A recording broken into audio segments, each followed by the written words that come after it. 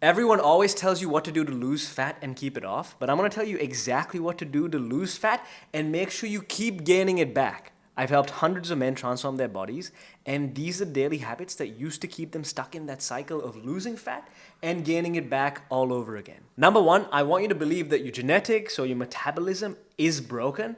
That is the reason you failed in the past. That is the reason you are currently failing. It is not because you weren't doing the right things. It's actually because it's a problem to do with you, even though every single person on the planet can lose fat. There's something unique, there's something special about you. The laws of thermodynamics do not apply to you.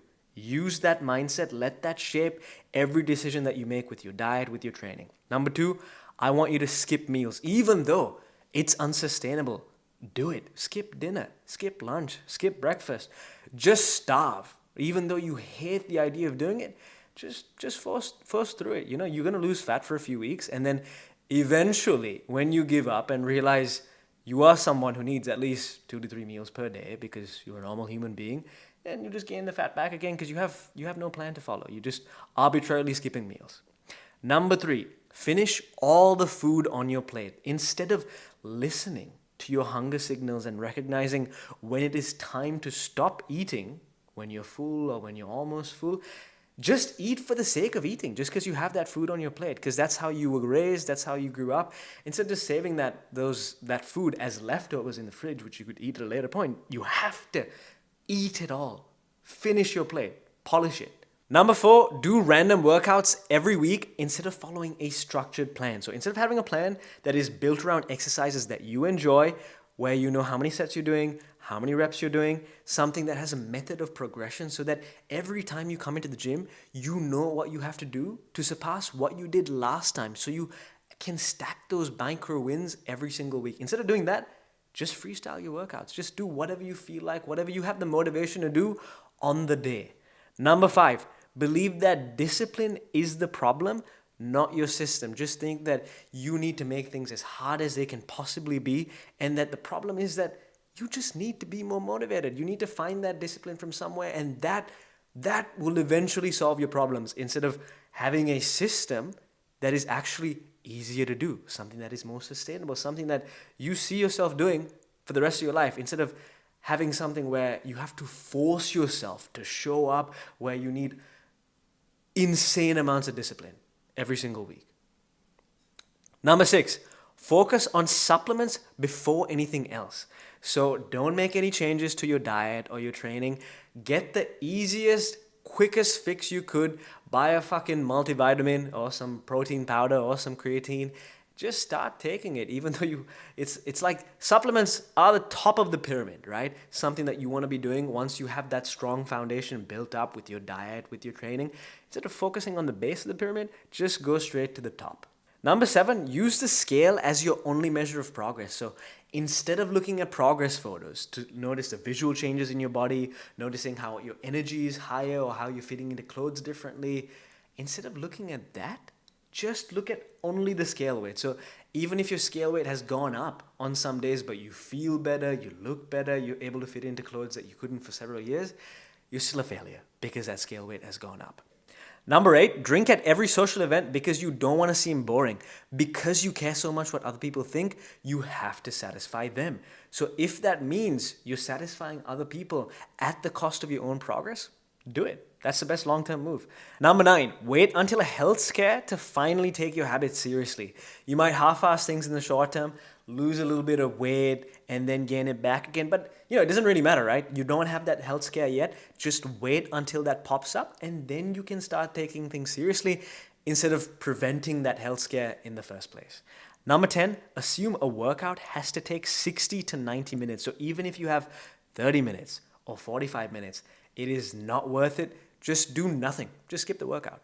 Number 11, keep telling yourself you will make time. Never prioritize fitness. Never prioritize your diet or your training.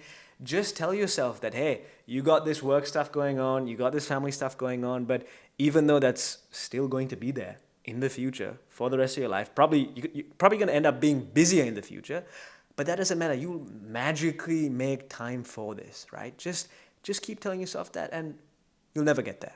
Number 12, believe that eating healthy automatically means low calorie. So eat healthy, breakfast, lunch, dinner.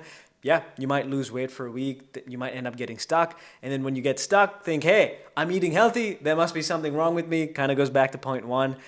So make sure that when you do eat healthy or you make any changes with your diet, that you have no visibility on how many calories you're having. Because at the end of the day, like, calorie deficit is the most important thing, regardless of whether you're eating healthy or not. But just blindly eat healthy. And if you don't lose weight, something wrong with you. Number 13, sit down when you could be walking. So if you are someone that takes a lot of calls, or you spend time listening to podcasts or watching videos, you can do a lot of that while walking. That can allow you to get some extra steps in, burn more calories passively throughout the day without even noticing. Instead of doing that, just make sure you sat down. Don't do any movement during that time.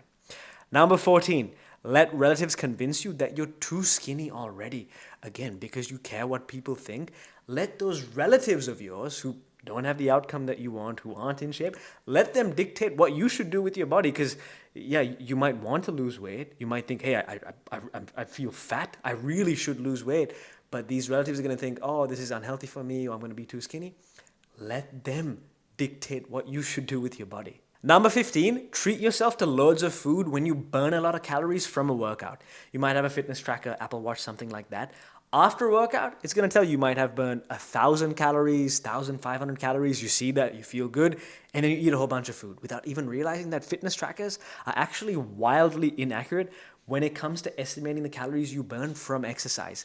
They look at a few different factors like your age, your gender, your heart rate, when in reality, there's hundreds of different variables that need to be measured to be able to accurately estimate how many calories you burn from exercise, like your genetics, your hormones, your sleep, what you ate for dinner the night before. There's so many different factors that fitness trackers cannot accurately measure.